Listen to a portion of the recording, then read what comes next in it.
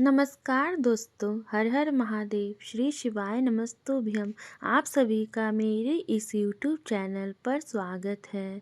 आज मैं आप सभी लोगों के लिए महाशिवरात्रि व्रत कथा लाई हूँ। तो आइए सुनते हैं महाशिवरात्रि व्रत कथा।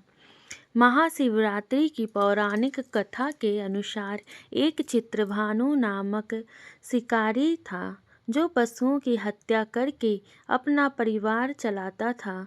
उसके ऊपर एक साहूकार का कर्ज था, लेकिन कर्ज ना चुका पाने के कारण क्रोधित साहूकार ने उसे शिव मठ में बंदी बना लिया। संजोग से उस दिन शिवरात्रि का पर्व था। बंदी रहते हुए शिकारी ने मठ में ही शिव संबंधी धार्मिक बातें सुनी। वहीं उसने शिवरात्रि की व्रत कथा भी सुनी। जब शाम हुई तो साहूकार ने उसे बुलाया और पूछा कि कर्ज कब तक चुका पाओगे। शिकारी ने साहूकार को अगले दिन सारा ऋण लौटा देने का वचन दे दिया। ऐसा सुनते ही साहूकार ने उसे छोड़ दिया। फिर शिकारी जंगल के लिए निकला। दिन भर बंदी गृह में रहने के कारण वह भूख प्यास से परेशान हो रहा था। सूर्यास्त होने पर वह एक जलाशय के पास गया और वहां पर एक पेड़ पर थोड़ा सा जल पीने के लिए लेकर चढ़ गया। अब वह यहीं पर किसी जानवर के आने का इंतजार करने लगा, क्योंकि उसे पूरी उम्मीद थी कि यहाँ कोई न कोई जानवर अपनी प्यास बुझाने जरूर आएगा। शिकारी जिस पेड़ पर बैठा था वह बेलपत्र का पेड़ था और उसी पेड़ के नीचे पत्तों से ढका हुआ शिवलिंग भी मौजूद था।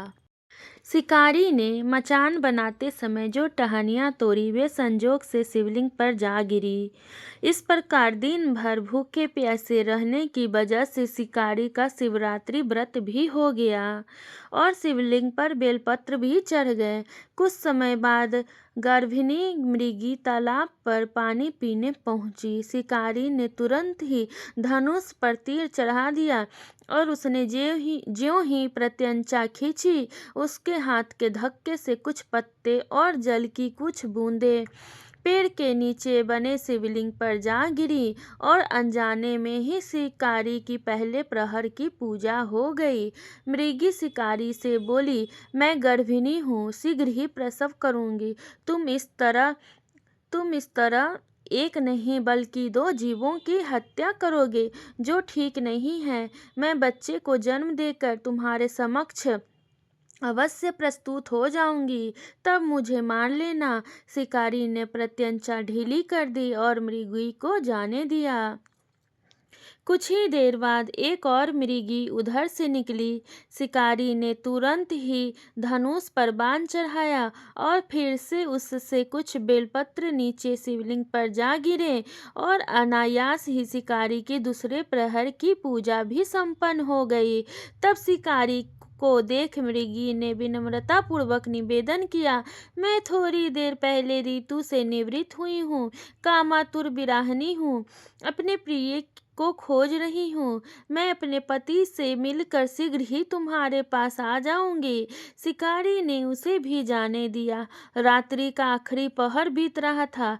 तभी एक और मृगी अपने बच्चों के साथ शिकारी के पास से निकली।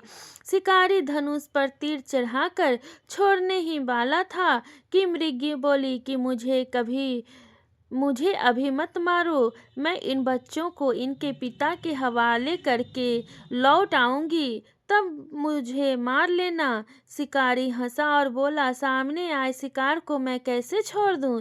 इससे पहले भी मैं दो शिकारी को खो चुका हूं। मेरे बच्चे घर पर भूख प्यास से तड़प रहे होंगे। इस पर मृगी ने कहा, जैसे तुम्हारे बच्चों की ममता सता रही है, ठीक वैसे ही मुझे मेरे बच्चों की फिक्र है, इसलिए सिर्फ बच्चों के नाम पर ही सही मुझे थोड़ी देर के लिए जीवन दान दे दो। मेरा विश्वास करो, मैं इन्हें इनके पिता के पास छोड़कर अवश्य आऊंगी। मृगी का दीन स्वर सुनकर शिकारी को उस पर दया आ गई और उसने उसे भी जाने दिया। शिकारी न कर पाने से परेशान होकर शिकारी बेलपत्र तोड़ तोड़ कर नीचे फेंकता जा रहा था। इस तरह से उसके तीसरे प्रहर की पूजा भी स्वतः ही संपन्न हो गई। पौ फटने को थी तो उसने एक हष्ट पुष्ट मृग को उसी रास्ते पर आते देखा। शिकारी ने सोच लिया था कि इस बार शिकार हाथ से जाने नहीं देना है। शिकारी की तनी प्रत्यंचा देखकर मृग ने विनीत स्वर में बोला, भाई, यदि तुमने मेरे से पूर्व आने वाली 3 मृगियों और उनके बच्चे को मार डाला है तो मुझे भी तुरंत मार दो, ताकि मुझे उनके वियोग की पीड़ा न सहनी पड़े, क्योंकि मैं उन मृगियों का पति हूँ। यदि तुमने उन्हें जीवन दान दे दिया है तो मुझे भी कुछ पल के लिए जीवन देने की कृपा करो। मैं उनसे मिलकर तुम्हारे समक्ष उपस्थित हो जाऊंगा। मृग की बात सुनकर शिकारी ने सारी कथा मृग को सुना दी। तब मृग ने कहा कि तीनों पत्नियां जिस प्रकार प्रतिज्ञाबद्ध होकर गई हैं, वे मेरी मृत्यु से अपने धर्म का पालन नहीं कर पाएंगी।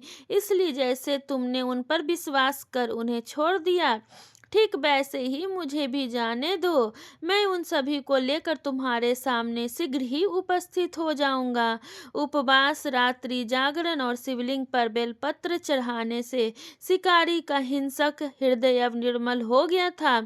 अब उसके हाथ से धनुष और बाण छूट गया और उसने उस मृग को भी जाने दिया। थोड़ी ही देर बाद वह मृग अपनी तीनों पत्नियों के साथ शिकारी के समक्ष उपस्थित हो गया, किंतु जंगली पशुओं की ऐसी सत्यता, सात्विकता और प्रेम भावना देखकर शिकारी को बड़ी ग्लानि हुई। उसके नेत्रों से आंसुओं की धारा बहने लगी। शिकारी ने उस मृग परिवार को जाने दिया, साथ ही उसने अपने कठोर हृदय को जीव हिंसा से सदा के लिए हटा दिया। भगवान शंकर ने प्रसन्न होकर उस शिकारी को अपने दिव्य स्वरूप में दर्शन दिए और उसे सुख समृद्धि का वरदान दिया। इस प्रकार महाशिवरात्रि पूजन पौराणिक व्रत कथा समाप्त हो गई। अगर आप सभी को मेरा ये वीडियो पसंद आया हो तो प्लीज़ जाकर मेरे चैनल को सब्सक्राइब कर लीजिए और मेरे वीडियो को लाइक कीजिएगा और वीडियो को ज़्यादा से ज़्यादा शेयर